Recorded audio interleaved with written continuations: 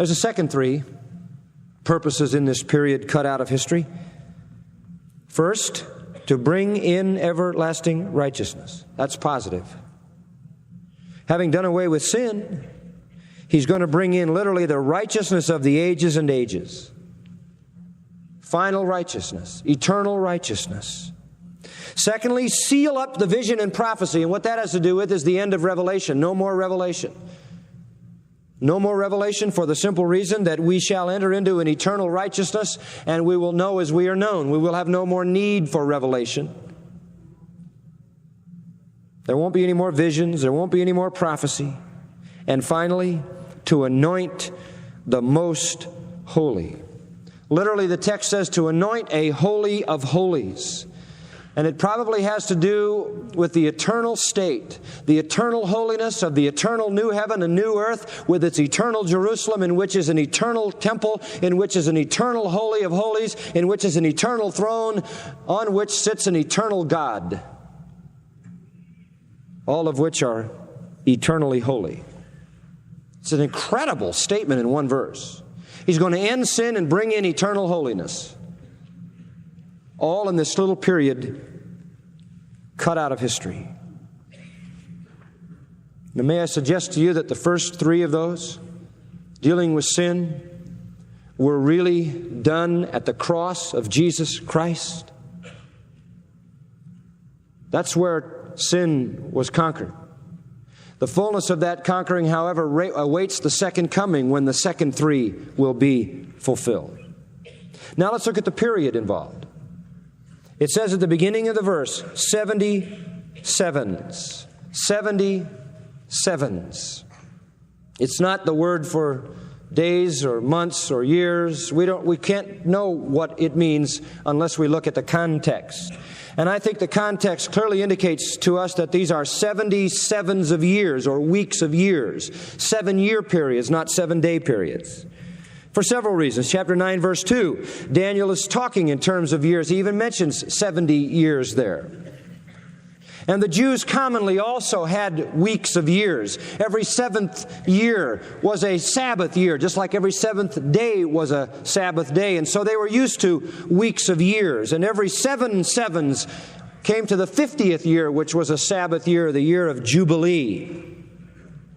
And by the way, the only other time Daniel uses the word sevens there, Shabuah, is in chapter 10, and there he wants it to refer to days, so he uses the Hebrew word for days to make sure we don't miss. But here he doesn't use the word for day, and it seems clear that he has in mind years. And there's one other reason why.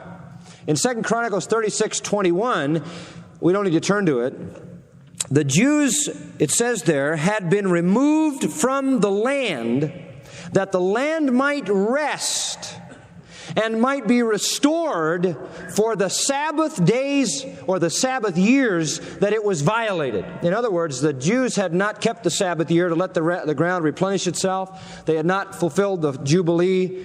They had violated the Sabbath years in their greed and their desire to make money and keep the land producing and to live the life the way they wanted to. They ignored God, and they failed to keep the 7th year as a Sabbath year.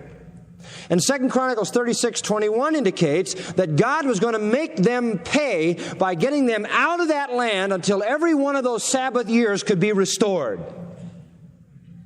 And if they were out of that land for 70 years, then there were 70 Sabbath years that needed to be restored. And if there's 70 Sabbath years that need to be restored, then they were 70 Sabbath years in a total number of years that must have equaled 490 years. So for the period of 490 years, the Sabbath year had been desecrated in the mind of God, and they had to pay for every one of those Sabbath year desecrations by suffering 70 years in captivity.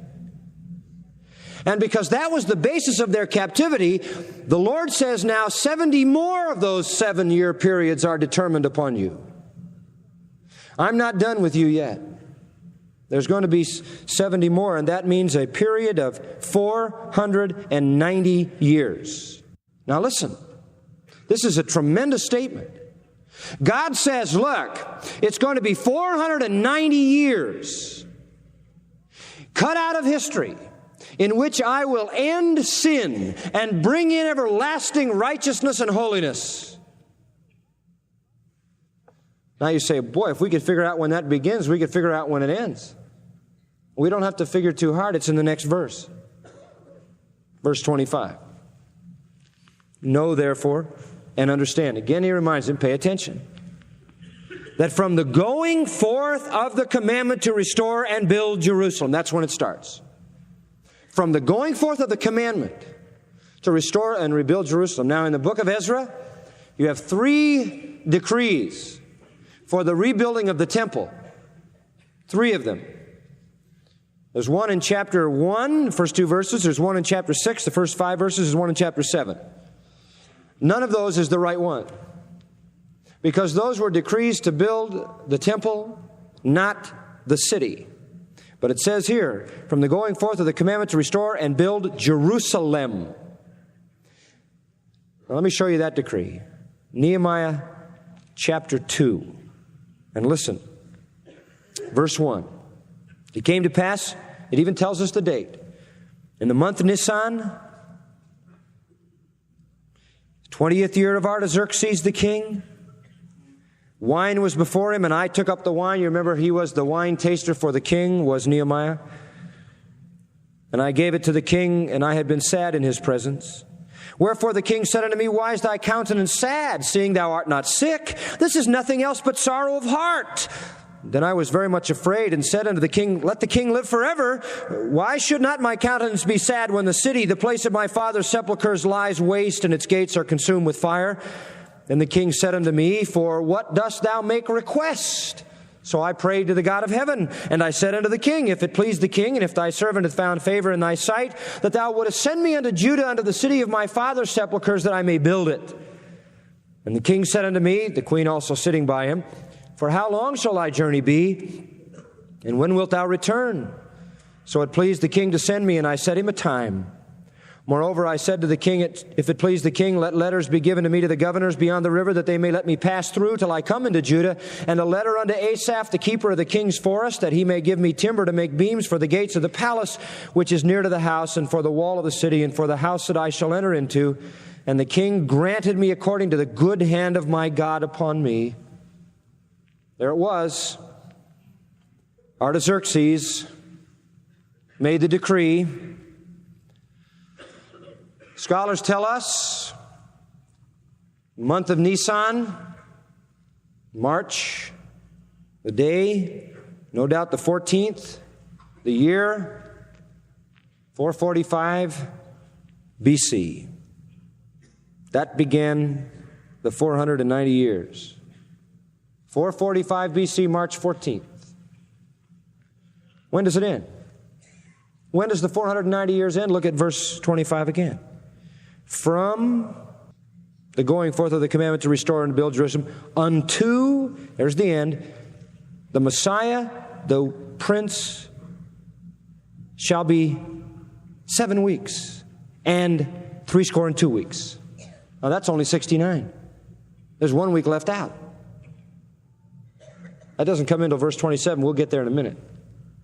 The first 69 weeks are indicated there. Notice they're divided into 2 parts, 7 weeks and then 62. Why? From the command to restore and rebuild unto the Messiah, the Prince, 7 weeks. And you say, well, what happened in those 7 weeks? Well, that would take us to 396 BC, and it was during that first 49-year period that the city was rebuilt. It says it at the end of the verse. The street shall be built, and the wall, even in troublous times. You know how troublesome it was, don't you? Remember the story of Nehemiah trying to build the wall and all the attacks and all the enemies? But they did it, and by 396 it was done, and 396 marked the end of the ministry of Malachi and the closing of the Old Testament canon. So that first 49 years, 7 times 7, was very important for laying physical, spiritual foundations. The city was built, and the Old Testament canon was established. And then comes the 62. The total of the 62 weeks and the 7 weeks, the 69 weeks, makes 483 years. And we're still missing 7 years out of the 490. Now let me give you another thought. These are years of 360 days. The ancient Biblical writers calculated the year on a 360-day calendar rather than 365 like the pagans. And so we have then, in verse 25, 483 years of 360 days unto Messiah the Prince. Not Messiah the baby, not Messiah the child, not Messiah the preacher, not Messiah the one who dies, not Messiah who rises, but Messiah who is the Prince.